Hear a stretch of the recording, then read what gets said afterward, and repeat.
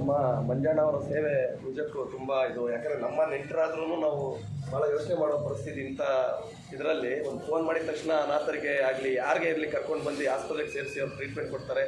ಮತ್ತು ಕೆಲವೊಂದು ವಿಚಾರದಲ್ಲಿ ನಮಗೂ ಫೋನ್ ಮಾಡ್ತಾರೆ ಆಯಿತಾ. ಮುಂದಿನ ದಿನಗಳಲ್ಲಿ ಮಂಜಣ್ಣನಿಗೆ ಇನ್ನೂ ಒಳ್ಳೆಯದಾಗಲಿ ಅಂತ ಹೇಳ್ಬಿಟ್ಟು ನಾನು ಹೇಳ್ತಾಯಿದ್ದೀನಿ. ಖಂಡಿತ ಈ ಥರದವ್ರು ಯಾರೇ ಇದ್ದರೂ ಕೂಡ ನಾವು ಅವ್ರನ್ನ ಬೀದಿಗೆ ಬಿಡಬಾರ್ದು.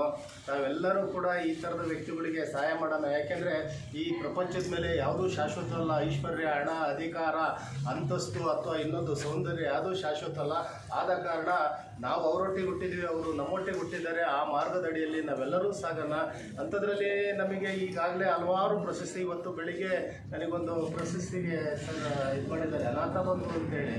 ಅದು ಯಾರಂದರೆ ಅನಾಥ ರಕ್ಷಕ ಅಂತ ಅನಾಥ ರಕ್ಷಕ ಕೊಟ್ಟಿದ್ದಾರೆ. ಅನಾಥ ಅದನ್ನು ಇವರು ಯಾರು ಪದ್ಮಶ್ರೀ ತಾಂಡಿದಂಥ ಒಂದು ವ್ಯಕ್ತಿ ಕೈಯಿಂದ ಅದನ್ನು ಇವತ್ತು ಅನೌನ್ಸ್ ಮಾಡಿದ್ದಾರೆ. ಆ ವ್ಯಕ್ತಿ ಅಂತಂದರೆ 2 ಕಾಲು 2 ಕೈ ಇಲ್ಲ, ಪದ್ಮಶ್ರೀ ಪ್ರಶಸ್ತಿ ತಾಂಡಿದ್ದಾರೆ. ನೀರ್ ಮೇಲೆ ತೇಲ್ತಾರೆ. ಮತ್ತು ಇದರಲ್ಲಿ ಗಿನ್ನಿಸ್ ಬುಕ್ ದಾಖಲೆ ಆಗಿದ್ದಾರೆ. ಆಮೇಲೆ ಮ್ಯಾರಥಾನ್ನಲ್ಲಿ ಗೋಲ್ಡ್ ಮೆಡಲ್ ತಾಂಡಿದ್ದಾರೆ. ಆಮೇಲೆ ಈಜಲ್ಲಿ ಸಿಲ್ವರ್ ಮೆಡ್ಲ್ ತಾಂಡಿದ್ದಾರೆ ಅಂತಾರಾಷ್ಟ್ರೀಯ ಮಟ್ಟಕ್ಕೆ.